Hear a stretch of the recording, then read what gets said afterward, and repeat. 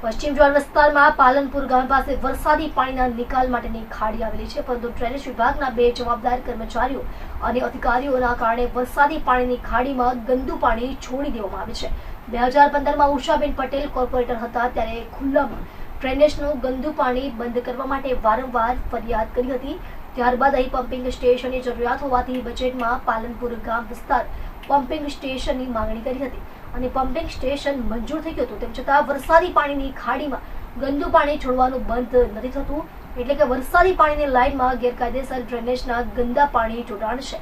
આના કારણે ગંદા પાણીના મચ્છરો અસંખ્ય પ્રમાણમાં પેદા થાય છે, જેમાં હજારો રૂપિયાનું ઓઇલ ખાડીમાં નાખી દેવું, ફોકલેન્ડ મશીનથી ખાડી સફાઈમાં લાખો રૂપિયાનું ચૂકવવું અને હવે કરોડો રૂપિયા ખર્ચ કરીને ગંદુ પાણી છુપાવવા બોક્સ ડ્રેનેજ બનાવવામાં આવશે।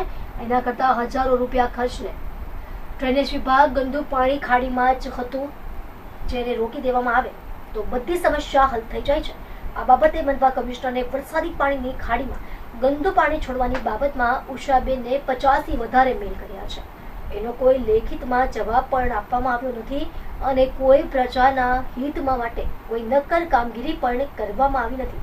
ડ્રેનેજ વિભાગના જવાબદાર કર્મચારી અધિકારીઓ પર કામગીરી નહીં કરવા બદલ વિજિલન્સ ઓફિસર પાસે તપાસ કરાવી જવાબદારો પર પગલાં લેવામાં આવે તેની માંગ ઉષાબેને કરી છે।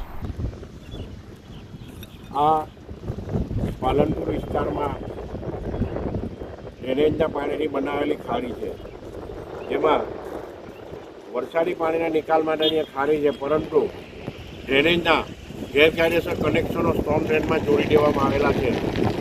એનું આ ગંદુ પાણી વહી રહ્યું છે અને પાલનપુર આખા વિસ્તારમાં મચ્છરનો ઉપદ્રવ આ ખાડીના કારણે થઈ રહ્યો છે। આ લગભગ 5 કિલોમીટર લાંબી ખાડી છે। આ એનું બોક્સ ડ્રેન છે। આ બોક્સ ડ્રેન છે, આખું જો છલોછલ ભરેલું। આ ગંદુ પાણી ક્યાંથી આવે? આ વિસ્તારમાં કોઈ ફેક્ટરી નથી, કશું નથી, પણ આ ગંદુ પાણી માત્ર ને માત્ર ડ્રેનેજના ગેરકાયદેસર કનેક્શનો વરસાદી પાણીની લાઇનમાં આપવાવાળા છે, એના કારણે આવે છે।